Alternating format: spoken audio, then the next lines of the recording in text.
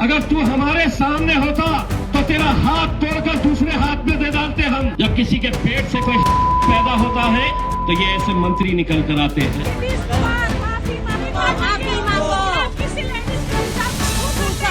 और जो बीजेपी के एलाइज हैं, मैं उनको एक वार्निंग दे रही हूँ, अगर आपने हमारी मुसलमान माए बहनों का हिजाब और नकाब छुआ अगली बार, तो हम मुसलमान औरतें ही आपको सबक सिखाएंगी। बिहार से शुरू हुआ हिजाब कंट्रोवर्सी अब ना केवल देश बल्कि विदेशों में भी इसकी चर्चा हो रही है। और चर्चा क्या हो रही है? सीएम नीतीश कुमार की वजह से देश की आलोचना हो रही है। ये कहा जा रहा है कि यहाँ पर इंडिया में, खास करके बिहार में, मुस्लिम महिलाओं के साथ जिस तरीके का व्यवहार अपनाया जाता है और उसके बाद थोड़ी भी इन्हें शर्म नहीं आती है, ये बहुत ही अफसोस की बात है।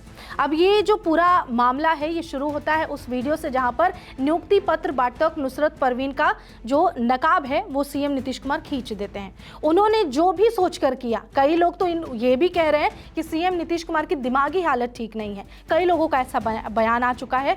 लेकिन जो भी कुछ हो, इसके बाद एक शख्स के अंदर इतनी सी जिल्लत होती है कि चलो जो कर दिया सो कर दिया, लेकिन एटलीस्ट किसी से माफ़ी मांग ली जाए या तो उस पर कुछ अपना एक बयान दे दिया जाए। लेकिन ऐसा कुछ भी नहीं हुआ है।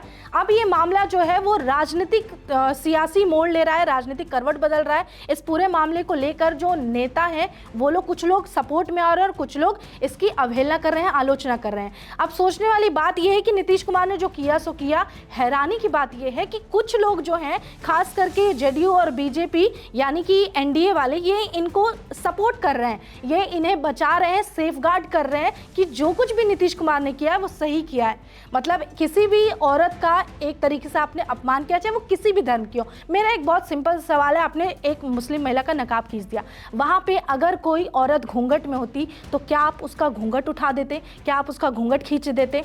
आप कुछ भी कर सकते हैं, वैसे उस बारे में तो कुछ कह ही नहीं सकते। अब नेताओं के बयान की बात कर लें, और देश भर में बहुत कुछ चल रहा है इस वीडियो को लेकर। तो सबसे पहले आपको बता दें कि जो वो नुसरत परवीन थी वो बिहार छोड़ चुकी है। शायद आपका मकसद यही था। ऑलरेडी बिहार में चरमराई हुई है शिक्षा व्यवस्था, वहाँ पर स्वास्थ्य व्यवस्था, सब कुछ खराब है। लेकिन अगर कोई डॉक्टर बनने जा रही है, उसके साथ आप ऐसी हरकत करते हैं, आपकी वजह से एक मुस्लिम लड़की जो पढ़ लिख कर एक मुकाम पर पहुँचने वाली है, वो नौकरी तक ठुकराने को तैयार है, क्योंकि उसके आत्मसम्मान, स्वाभिमान को आपकी एक हरकत की वजह से ठेस पहुंची है और वो कोलकाता शिफ्ट हो चुकी है।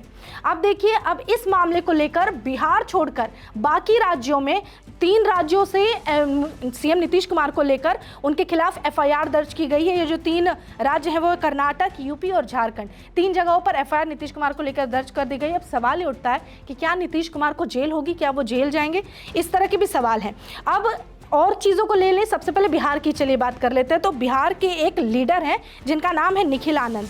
निखिल आनंद जो है, उन्होंने कहा ये चीज़, ये बिहार के बीजेपी लीडर हैं, इनकी मांग सरकार से और इलेक्शन कमीशन यानी चुनाव आयोग से ये है, नीतीश कुमार की हरकत को समर्थन करते हुए, कि चाहे एग्ज़ाम हो, जॉब हो या तो फिर वोटिंग हो, यानी कि आप परीक्षा देने जा रही हो मुस्लिम लड़की, या तो वो नौकरी लेने जा रही हो, या तो वोट देने जा रही हो, उनको नकाब हटाना पड़ेगा, अपना चेहरा दिखाना पड़ेगा। अगर ये तरीके से भी कहा जाता तो चलिए एक पल के लिए मान लेते।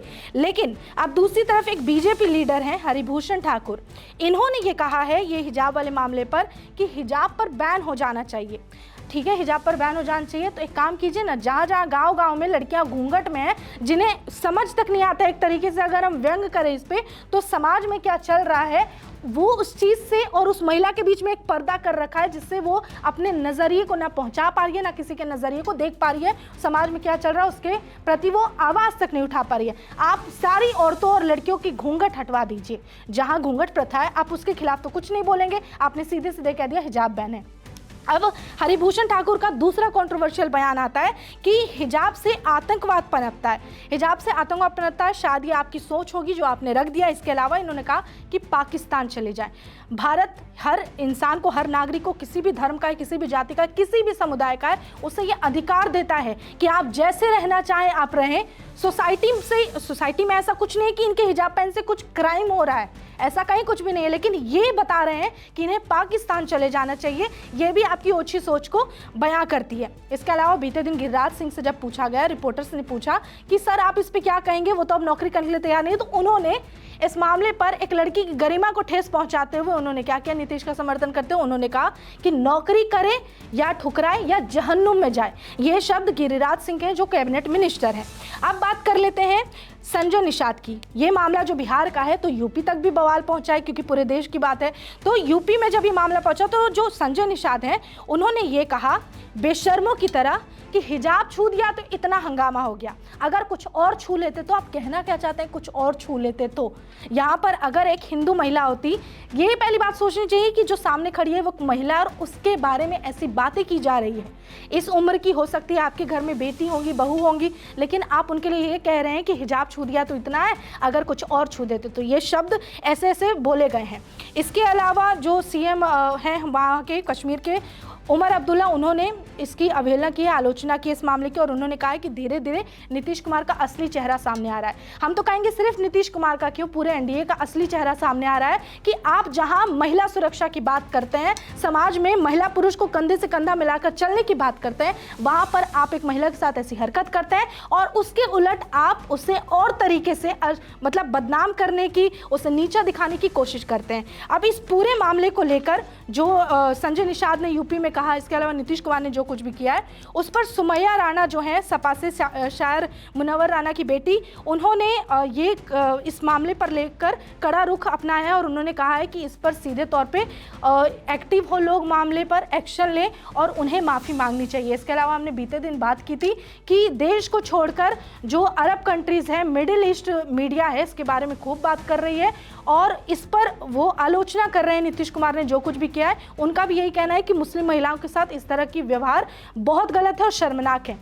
इतना तो इतना, अब पाकिस्तान भी इस मामले पर बोलने लग गया। सोचिए, आपकी इस हरकत की वजह से वो मुल्क बोल रहा है जिसके मुंह में जबान नहीं होती है, कई मामलों पर चुप्पी साध लेते हैं, वो तक इंटरफेयर कर रहा है और चुपचाप सुनना पड़ रहा है। हालांकि पाकिस्तान को अपनी चिंता करने की ज़रूरत है, इंडिया की नहीं, ये हमारा मामला है, लेकिन उनकी तरफ से भी अगर ये कहा जा रहा है तो शर्म आनी चाहिए कि कोई भी आकर आपके इस हरकत की आलोचना कर रहा है और आपके मुँह पर कह रहा है आप गलत हो। अगर इतने पर भी आपको समझ नहीं आ रहा, अब भी आपसे माफ़ी नहीं मांगी जा रही है, तो इसके आगे और कुछ नहीं कहा जा सकता है। जहाँ तक गिरफ्तारी की बात की जा रही है तो एफआईआर दर्ज कर लिया गया है, लेकिन किसी भी सीएम का या फिर बड़े पद पे बैठे इंसान की गिरफ्तारी छोटी सी चीज़ नहीं है। इस मामले में बहुत लंबा चौड़ा प्रोसीडिंग होता है और इसी वजह से इस मामले में सीएम नीतीश कुमार गिरफ्तार होंगे या नहीं, इस पर अभी कुछ कहा नहीं जा सकता है। लेकिन ये पूरे मामले को जिसे हमने बताया आपके सामने, क्या नीतीश कुमार को माफ़ी मांगनी चाहिए, क्या नीतीश कुमार को अपनी तरफ से कुछ कहना चाहिए, कमेंट में ज़रूर बताएं। इट्स वेरी सैड और सबसे दुख की बात यह है कि जो हमारे चीफ मिनिस्टर साहब हैं, जो हिंदुस्तान के ओनली मुस्लिम चीफ मिनिस्टर हैं, वो भी नीतीश साहब को इनकरेज कर रहे हैं, वो इसमें सियासत ला रहे हैं, महबूबा जी का नाम ला रहे हैं। It took Omar Sahab 2 days to condemn what Nitish Kumar Sahab did. So it's shameful. You are India's only Muslim chief minister and you're not able to speak up for Muslim women. Shame on you. That shows you the mentality. और हम देख रहे हैं जब से incident हुआ उसके बाद बहुत सारी जो हमारी मुस्लिम माएँ हैं, बच्चियां हैं, बहनें हैं, उनका हिजाब निकाल के ये सोशल मीडिया पे डाला जा रहा है जैसे मजाक है। मैं बीजेपी को वार्न कर रही हूँ और जो बीजेपी के एलाइज हैं मैं उनको एक वार्निंग दे रही हूँ, अगर आपने हमारी मुसलमान माएँ बहनों का हिजाब और नकाब छुआ अगली बार तो हम मुसलमान औरतें ही आपको सबक सिखाएंगी। So you get your hands off our hijab and our niqab and you dare not attack our dignity and our autonomy to choose what we want to do. तू ये समझ रहा है कि तू मेरी बच्ची को कहीं हाथ लगा देगा और हम खामोश बैठेंगे? अगर तू हमारे सामने होता तो तेरा हाथ तोड़कर दूसरे हाथ में दे डालते हम।